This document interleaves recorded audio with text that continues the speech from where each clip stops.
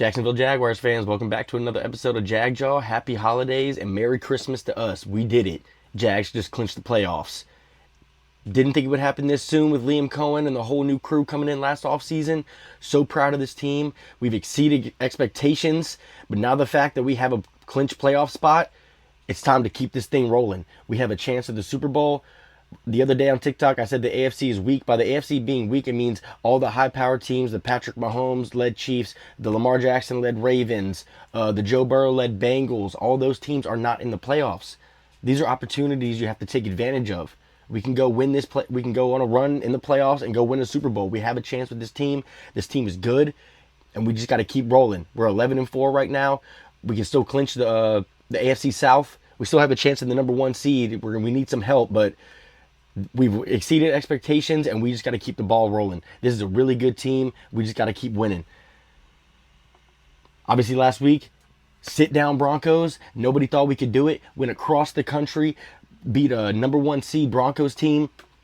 Beat him by 2 touchdowns, pretty much controlled the game the whole time. Trevor played out of his mind again. For all the Trevor haters that don't want to see him win, well, you're hating this last month because he's been the best quarterback in the NFL. His name is Trevor Lawrence. Don't forget that he was the number one overall pick. He had all this generational talent. It's finally coming out when you get good coaching. It's crazy when you get good coaching, a quarterback plays better. I know it's a crazy concept. I've been preaching this in every video I've ever made. Go back and watch any video. You have to give Trevor some time. It's a brand new offense. He gets better every week. Look at this. Look at week 7 compared to week 13. He's a totally different player. You had to give Trevor some time. I'm so proud of Trevor for coming through for me. He actually did what I thought, which is continue to get better. He's even playing at a higher level than I even thought. MVP level right now. Went into Denver, put up 4 more touchdowns, no turnovers, completely throwing dimes, running, escaping sacks, and we weren't even blocking the first quarter. Like, Trevor got out of it when stuff wasn't going well, and he continues the ball when we need him the most. He's a godsend right now at quarterback, and we've been begging for Trevor to be this player, and we've been begging for a quarterback like this as a Jacksonville Jaguar. We haven't had a quarterback this good since Mark Brunell. So proud of this team. We got to talk about the injury report from, stuff that happened last week going into this week versus the Colts game. First big thing I want to talk about is right here.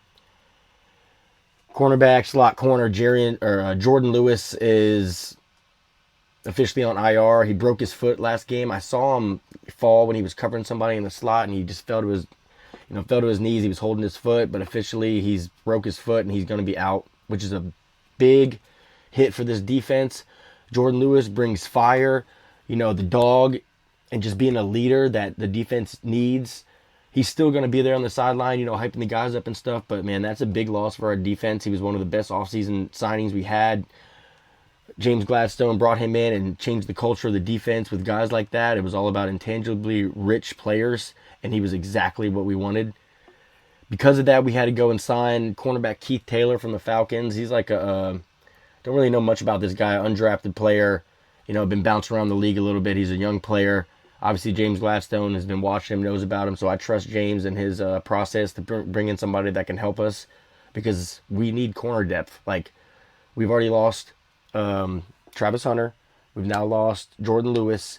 We have Montaric Brown starting, and honestly, Montaric Brown is playing better than he has in his whole career. He's playing like a starting corner in the NFL. Jarrian Jones picked off Bo Nix last week versus the Broncos. He's playing his tail off, but we need more depth. I hope Keith Taylor can come in and make some plays for us if we need him. We still have some other guys on the roster, but, if any game, another injury could happen, and all of a sudden Keith Taylor's playing a lot of snaps. So it's like, that's a big-time signing. Hopefully, like I said, James Gladstone knows what he's doing, which he usually does, and he'll come through for us with a good signing. The rest of the injury report right here, Bashal Tutin was limited, but if you see down here, he's actually been downgraded, and he's not going to play in this Colts game. As a finger injury, which is not a major injury, just got to give it a couple weeks to heal. We need him for the playoffs, so we signed DJ Dallas. You saw him last week playing kick return. He'll get in at running back and spell some time for the other guys if we need it. Like, I'm not worried about it for this Colts game. We need Bashal back for the playoffs. That's the main thing about Bashal Tutin and his injury. A couple guys were limited, like Tim Patrick, Ezra Cleveland, Danny Strigow, which Danny's been hurt for a couple weeks. I'm glad to see that he's getting some practice time in. Trayvon Walker was a full with his knee, which is really good. Some more limiteds were Jalen McLeod, which is the rookie DN. Like I said, Buster Brown, Greg Newsome, Both those guys are basically our starting corners. Them three, including Jerry and Jones, they got to step up. If we want to win a Super Bowl, it's those three guys have to step up and make plays for the rest of the season. Robert Hainsey, our center, and Patrick McCarry, right guard, both did not participate on Friday, which is not a good look going into the weekend. Most likely not going to play. Eric Armstead was a full, and he actually didn't practice at all yesterday, I believe, because of an illness. So he was just sick, obviously getting over that. But yeah, a couple other things I want to go over, stuff that's happened throughout the season. Like, I always go through all my Twitter stuff, and basically this is just a week review of stuff I've seen on Twitter and stuff from last game, stuff going into this game. Right here, Devin Lloyd is a top 50 for coverage EPA. He's number 4 at negative 26.9 yards. Even Jordan Lewis is on there, and Jerry and Jones. Look at, actually, these are all Jaguars. Antonio Johnson was 17, Jerry and Jones 18, Jordan Lewis 47th. Sucks because we lost Jordan Lewis. But Devin Lloyd was pass rushing way too much last game. I know, obviously, I'm going to trust Campanelli. I was kind of weirded out by it. I wanted him to drop into coverage more because he's so good at it. Obviously, Campanelli knew something we didn't, so I have nothing against it. Like I said about Monteric Brown, these are the cornerback rankings for Week 16 by PFSN. Monteric Brown, 87.5 grade. The best in the NFL for Week 16. Coverage, making tackles. He had that hit at the end of the game where he's setting a tone. Buster Brown has been one of the best 7th round draft picks we had in a long time. Everybody wanted to hate on Trent Baalke, including me. Fuck Baalke. But that was a great draft pick by him. He's had a couple that have come out and made plays for us, including Brenton Strange. A lot of guys that he actually picked up that ended up being good picks. And thank God we did, because we needed to change the culture, but we still needed some good players in this building. And it's worked out perfectly for us. Right here, total pressures by right ends on the season. 59 by Josh Allen. Josh Hines Allen looks like he's first in the NFL above Nick Benito and Myles Garrett. Yeah, he doesn't have the sack numbers, but he has the pressure numbers. And that actually does affect the quarterback. Getting the pressure of the quarterback, getting in his face, making him hurry the ball, hurry the play, not setting his feet. Even if you can't get him down on the ground for a sack, these pressures actually do matter, and they're really important. There's a couple records that some Jaguars players can break going into this week. Trevor needs 343 passing yards for second most in franchise history to pass Blake Bortles. He also needs 5 touchdown passes to pass Blake Bortles for most touchdowns in a single season. We have right here, Travis Etienne needs 126 rushing yards to post his career high in rushing. He also needs 131 scrimmage yards to post his third 1,400-yard season. Travis Etienne's been a great draft pick for us, one of the best running backs in Jags history. Fred Taylor, MJD, Travis Etienne, James, why am I blanking on his name from the 90s? James Stewart. Those are the guys. Where's the other one? Brian Thomas Jr. needs 99 receiving yards to post 2,000 career receiving yards. And then Trayvon Walker needs 2 sacks to tie Kevin Hardy and Paul Spicer for 7th most sacks in franchise history. Got a lot of stuff coming up these next 2 weeks. These guys are making history for the Jags, some of the best Jaguars players ever. We need their name on the record books so everybody remembers the stuff they were doing for these teams. Jags have allowed a score on 26.9% of defensive drives, which is the best in the NFL on these last 6-game winning streak. 26.9% chance to score a touchdown on us, or a score at all, including a field goal. The best during this NFL stretch, and that's why we're undefeated during this 6-game winning streak. That's how you win games. Everybody's already forgetting about Travis Hunter. With him on this team, he would help us in corner depth. He would help making plays at receiver. I am happy that Trevor got to spread the ball around, which is really helping his development, and we can just kind of sprinkle him in next year. But man, I wish Travis Hunter was on this team, man. Y'all forget about plays like this. We needed guys to go attack the ball. Brian Thomas Jr. is not that type of player. Parker Washington can go attack it, but he's small. He doesn't have the ups like that. Parker's a slot receiver. We need Travis Hunter, a jump ball guy, going to go get the pill for us. Jacoby Myers going to go catch the tough passes across the middle. I can't wait for Travis Hunter on this team next year. It's basically like we got a Lamborghini sitting in the garage and we're already 11-4. It's beautiful. It really is. Pressure leaders for the AFC. Josh Hines Allen, 82 pressures. That's PFF grades. They got Will Anderson at number 1. Myles Garrett has 10, 11 less than him. The only player with 100 plus receiving yards against the 2025 Broncos.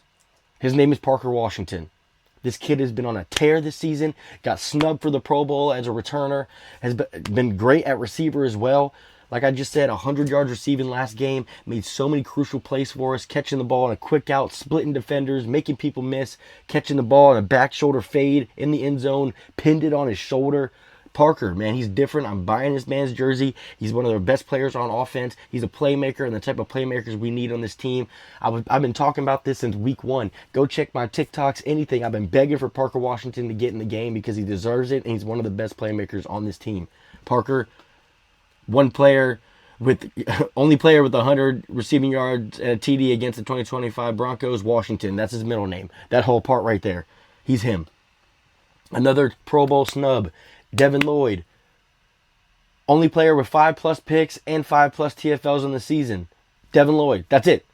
He's the only one making that many plays and can't even make the Pro Bowl. It's ridiculous because he's a Jaguar, because he's down in Jacksonville, small market team. Like Liam said, I'm so glad a small market team can go into Denver and get a dub like that. But because of that, we don't get anybody in the Pro Bowl. It's just stupid. By the way, here's a play from back in the day. Trevor throwing a dime. It's like he's been doing this. This is 2023 September. Look at him stepping up. Dime. Come on, man. Trevor been doing this. From 4-13 to 11-4. 1 year turnaround. That's a culture change by Liam Cohen, James Gladstone, and all these guys. Especially Liam with this offensive scheme, making our offense so much better. Thank God for him. Tim Patrick Instagram story talking about if locked the fuck in was a person. It's Trevor. He's locked in, boy. He's locked in. Everybody's on the Trevor hype train right now, giving him all these, all this hype and like hyping him up and doing all this stuff because he's playing better now. And everybody's like, oh, I should have told you. I should have told you. All these same guys were hating on him just a month ago. Don't forget that. Jags fans, Jags players still use that as fuel. These guys were hating on you just a month ago. We were like 6-4, and everybody thought we were a terrible team. I don't forget. Our only Pro Bowler this year, which is a Pro Bowler we had last year, and the best player at his position, long snapper Ross Matisic. Love him. The fact that he's the only one to make it is ridiculous. We got alternatives. It's the alternates is Trevor, Parker Washington, Devin Lloyd, Travis Etienne, and all of them deserve a first spot in the Pro Bowl. But guess what? I ain't worried about the Pro Bowl. We're going to the Super Bowl. We can have other players go have fun at the Pro Bowl in shorts and playing a flag football game. We're going to the Super Bowl. We got way bigger plans this year than a stupid Pro Bowl that no one even watches. Not worried about the Pro Bowl at all. I'm worried about all pros because those are guys that actually vote. That it's not just a fan vote to get guys in the Pro Bowl. That's the actual writers, all of NFL, personnel and all those type of guys that are going in and actually voting. Those are the stats that matter. All pro, second team all pro, stuff like that. Look at these two guys, Fred Taylor and MJD, former all pros. That's the type of stuff I want to see. Liam getting hype in the locker room after the game. This is Brian Baldinger. He does his Baldy breakdowns. I love Baldy breakdowns. He's talking about Trayvon Walker with the club coming in, wreaking havoc. Trayvon is one of the better defensive linemen in the NFL. He's one of the best run stoppers. He gets to the quarterback pressure. He can take on a double team like this, force a run stop. Without Trayvon, our defense is different. It's not the same. We need Trayvon Walker in the game. We need Trayvon, Eric Armstead, Josh Hines Allen, those guys just eating. They can work off each other. Look at it right there. Trayvon Walker and Eric Armstead working a little stunt right there. A little cross stunt. Wide open, Trayvon's going to go make a play for us, man. I'm so proud of Trayvon, how he's been playing the last couple of years. Double-digit sack seasons, making pressures, intercepting the ball, strip sacks. Look at him. Pressure after pressure after pressure. You can't run an offense when you got guys in your face like that. Trayvon has been an absolute dog for this team. Look at this throw by Trevor. Oh my dime. Over top of the linebacker, underneath the safety, right in his hands, Brenton Strange. That is a hard NFL throw. It looks like, oh, it's so easy. No. That's a layered throw that y'all swore up and down Trevor couldn't make. Y'all swore Trevor couldn't make a layered throw. He throws everything with heat. Everything's high and inaccurate, which is true. He did have a lot of high inaccurate balls, but he had this in his bag. I've seen it plenty of times. He's just having the better footwork. Actually has time to block. Somebody that's going to catch the ball after he throws a dime. Beginning of the season, he's throwing dimes and nobody's catching it. That's the difference. We get guys like Brenton Strange that are going to catch the ball, have secure hands, somebody that Trevor can trust. Love Brenton Strange. So happy he's off IR, man. That was big time. That was big time. By the way, it's a three-peat for Ross as a Pro Bowler, 3 years in a row. Liam Cohen, the 11th first-year head coach with at least 12 to win at least 12 games since 1970. If he wins one of the next 2 games, the 11th since 1970. He's already becoming one of the best head coaches in NFL history after 1 season. He keeps this going and we keep winning. He's the best Jags coach in Jags history. Over Tom Coughlin. Tom Coughlin never brought us to a Super Bowl. The moment he does, he's already better than Tom. And this can be the year. We have a chance.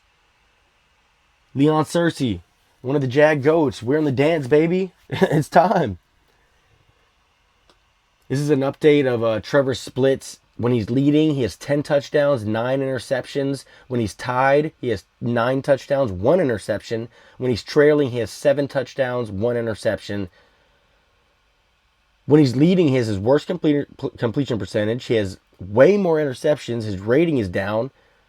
In crunch time is when Trevor plays his best. Just like I said last game, he started getting killed. We're going 3 and out. Trevor's like, uh-oh, got to turn up now. And he does, every time. John Gruden talking about it feels like 1996. We're getting a dub out in Denver. Remember the upset back in 96? Jimmy Smith, Mark Brunell, over the shoulder, 9-ball. Beat him on. Don't press Jimmy Smith. We're taking a chance of that every time. I made a TikTok about this too. Never question Trevor Lawrence's toughness. He's one of the toughest quarterbacks in the NFL. This play right here.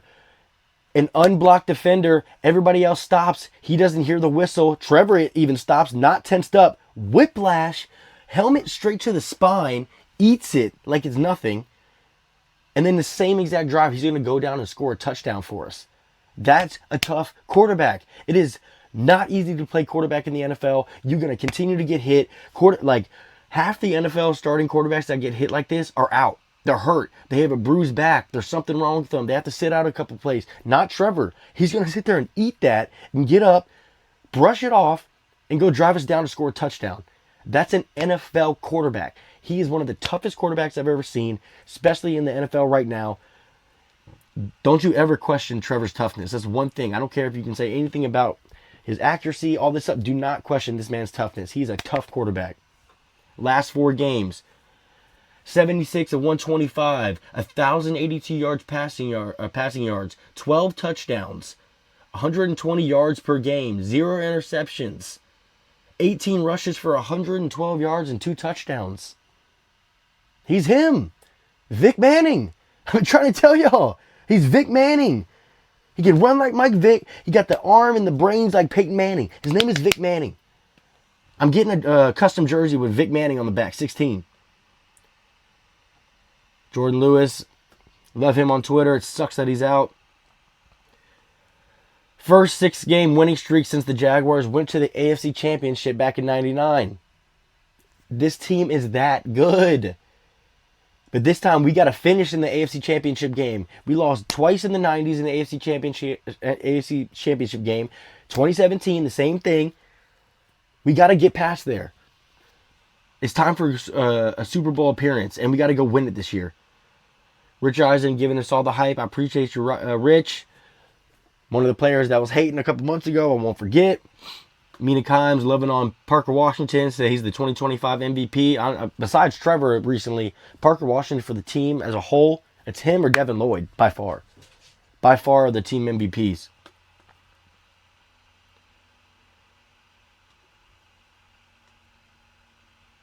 All the guys, Fred Taylor talking about the playoffs, talking about can you imagine what the future holds.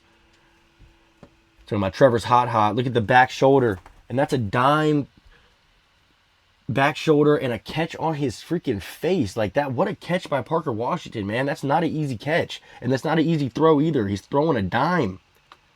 Look at it. Play action. I love how much play action we run. Liam killing off the play action right there.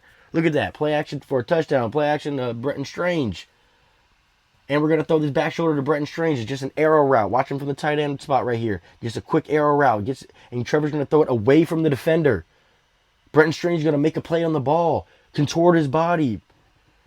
We got playmakers on this team. We're going to make catches. That's what we need for Trevor. Just catch the ball when he throws you a good ball. That's all I want. That throw last week.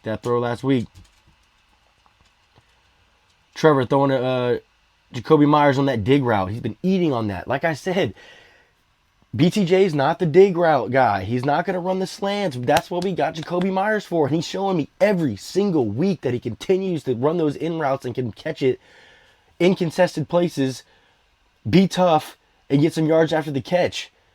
Like, okay, you're going to get hit. That's the life of the NFL, Ryan Thomas Jr. That's why you're running out routes only. You're running corners. You're running go routes. You're running people off. You're not running this stuff in the middle of the field anymore. And that's perfectly fine with me because we got guys that are going to catch it. Jacoby Myers. It's beautiful. It's absolutely beautiful. I'm telling you. This game versus the Colts this week, it's a big-time game. As you can see, Trevor's on a tear right now. We got a couple players injured, a little bit of O-line injuries. But we just watched the Colts play the 49ers. They couldn't stop their offense for anything. We should be able to put up points against this team. Even if we don't blow them out like the Jets game or even like the first Colts game where we beat them by 19, I definitely think we win this game by at least 7. Fans, y'all got to show up. We got to win out the season. I really hope that we can get that number 1 seed. It's probably not likely, but man, that's how the Patriots won all those Super Bowls back in the day. They used to get the bye week 1, then they have 2 home playoff games, and all of a sudden they're in the Super Bowl. You win 3 games, you're Super Bowl champions, and 2 of them are home games. That's how important the number 1 seed is. And if we can't get it, I still have trust that we can go win a wild card at home. We can go to Denver. We can go to LA or wherever we have to go against the Chargers. We can go to Houston and go beat a team like that. We've done it. We've already done it. We just got to continue this winning streak. We're on one right now. Trevor got to keep playing like this. He's at an MVP level right now. Thank you, Liam Cohen, for changing the culture of this team and actually getting an offense that makes Trevor look like the player he's supposed to be. We just got to keep this thing rolling, man. We just got to keep this thing rolling. This is a big-time game this week.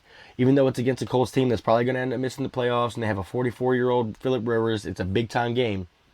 Right now, as I'm making this video, the Texans are beating the Chargers.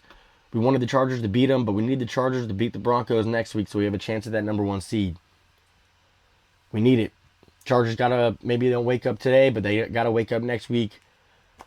We still have a chance. And regardless, congrats to all the Jags fans that have stuck out all the bad seasons. I'm talking 1-15. Just last year, 4-13. All through the 2010s, we only had like 3 winning seasons. It's been that bad. So to see this, it's week 16, 17, and we already clinched a playoff spot. Man, I'm just so grateful. I love this team so much. We just got to keep rolling. Don't forget that I go live for every game. For y'all that were following me on TikTok last week when I was going live, some Bronco fan was salty that we were winning and we were talking shit in the comments, so he started reporting me for gambling. So I guess somebody on TikTok went in there and saw that I was talking about gambling and they cut off my live. I couldn't go live for 4 days, but I was still going live here on YouTube. So if you follow me on TikTok, you like all my live stuff, don't forget that I'm always live on YouTube as well. So if it does crash or if I get kicked off next time, just hop on YouTube Live. A lot of guys did transition over to YouTube during that Broncos game. We had a bunch of people in there. It was real fun. So don't forget to like and subscribe on my YouTube. Don't forget to like or follow me on Twitter, on my TikTok, Instagram. It's at Jagjaw, JAGJAW. I'm going to continue to keep posting content like this, giving week reviews is basically what I do. Go through all my Twitter stuff. And don't forget to, like I said, I'm going to be live this weekend. Jags vs. Colts on TikTok. Live on YouTube as well. So, like I said, like and subscribe. Don't forget to hop in. We got to finish strong, Jags fans. We got to finish strong. We have a chance at the Super Bowl. Don't forget that. Don't settle for a a clinch playoff spot and think that's our Super Bowl. No, I know we exceeded expectations, but we got to take advantage of these opportunities. They're putting it right in front of our face. We got to go grab it. We got to go take it, and we have a chance with this team. So don't be satisfied, Jags fans. Let's continue this streak, and let's go win us a Super Bowl. And like I always say, go Jags.